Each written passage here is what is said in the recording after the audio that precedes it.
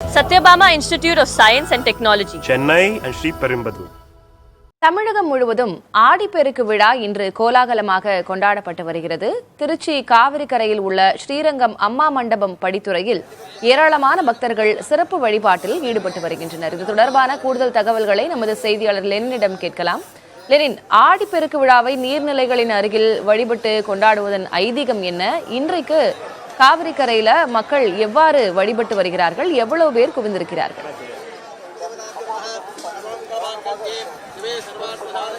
காவிரி ஆறு வருடத்தின் 365 நாட்களும் தண்ணீரை கடத்திக்குள்ள செல்லக்கூடிய ஒரு ஆறு. இது தன்னுடைய தாயாக நினைத்து வழிபடக்கூடியது இந்த மக்களுடைய நீண்ட நாள் பழக்கம். அந்த அடிப்படையில் இன்று அதிகாலை முதல் பல்லாயிரக்கணக்கான மக்கள் இந்த காவேரி ஸ்ரீரங்கம் அம்மா மண்டபம் படித்துறையில் வழிபாடு நடத்தி கொண்டிருக்கிறார்கள். காவிரியினுடைய இரு கரைகளையும் தொட்டுக்கொண்டு இந்த ஆடிப்பெருக்கு அன்று தண்ணீர் என்பது வேகமாக ஓடும். ஆனால் தற்போது காவேரி வறண்டு கிடக்கிறது. இங்கு தேங்கி கிடக்கக்கூடிய நீரில்தான் தற்போது நீராடி விட்டு இங்கு வழிபாடு நடத்தக்கூடிய காட்சிகளை நம்மால் காண முடிகிறது. இன்று அதிகாலை முதல் 20,000க்கும் மேற்பட்டோர் இங்கு சென்றிருக்கிறார்கள். தற்போது கூட காவிரி ஆற்றுக்குள்ளும் சரி, அம்மா மண்டபம் படித்துறையிலும் சரி 5,000க்கும் மேற்பட்டோர் இந்த வழிபாட்டில் ஈடுபட்டிருக்காங்க. குறிப்பாக இவர்களுக்கு பாதுகாப்பு கொடுக்கக்கூடிய பணியில திருச்சி மாநகர காவல்துறையினரும் போக்குவரத்து போலீசாரும் ஈடுபட்டிருக்காங்க. மாம்பழச்சாலை அருகிலேயே தடுப்புகள் அமைத்து பொது போக்குவரத்திற்கு தடை செஞ்சிருக்காங்க. அவங்களுக்கு அந்த பொது போக்குவரத்துக்கு மாற்று ஏற்பாடு செஞ்சிருக்காங்க. கார்கள் மற்றும் இருசக்கர வாகனங்களை மட்டும் அம்மா மண்டபம் படித்துறை நோக்கி அனுமதிக்கிறாங்க. அது மட்டும் இல்லாமல் இருசக்கர வாகனங்களையும் கார்களையும் அம்மா மண்டபம் படித்துறைக்கு சற்று முன்னதாகவே நிறுத்திவிட்டு அங்கிருந்து நடந்து இங்கு வழிபாடு நடத்திவிட்டு செல்லக்கூடிய வகையில தான் காவல்துறையினர் இந்த பொதுமக்களுக்கு பாதுகாப்பு கொடுத்துட்டு இருக்காங்க. ஆற்றுக்கு நடுவே ஒரு கண்காணிப்பு கோபுரம் அமைக்கப்பட்டிருக்கிறது. அந்த கண்காணிப்பு கோபுரத்தில் இருந்தவாறு பொதுமக்களுக்கும் வரக்கூடிய பக்தர்களுக்கும் வழிகாட்டு நெறிமுறைகளை சொல்லிக்கிட்டு இருக்காங்க. கவனமாக வரணும், தண்ணிக்குள்ள கவனமாக இறங்க வேண்டும் என்ற வழிகாட்டு நெறிமுறைகளை கொடுத்திருக்காங்க. கொண்டு வந்த பொருட்களை பத்திரமாக கொண்டு செல்ல வேண்டும், கொண்டு வந்திருக்க கூட அழைத்து வந்திருக்கக்கூடிய குழந்தைகளை பத்திரமாக பார்த்துக் கொள்ள வேண்டும் என்ற அறிவுறுத்தல்களை கொடுத்துக்கிட்டு இருக்காங்க. திருச்சி அம்மா மண்டபத்தில் இருக்கக்கூடிய அந்த மேடை முழுவதும் ஏராளமான புரோகிதர்கள் இருக்காங்க. முன்னோர்களுக்கு தர்ப்பணம் கொடுக்கக்கூடிய பணி ஒரு பக்கம் நடந்து கொண்டிருக்கிறது.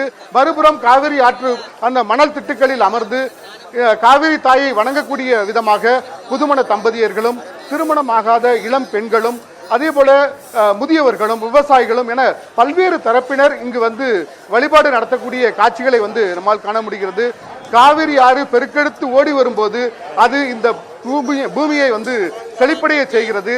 அப்படி செழிப்படைய செய்வதன் மூலமாக நம்முடைய வாழ்க்கை மேம்படுகிறது. எனவே இந்த காவிரியை தன்னுடைய தாயாக நினைத்து வழிபாடு நடத்துவது என்பது ஆண்டாண்டு காலமாக நடந்து வரக்கூடிய ஒரு முறை.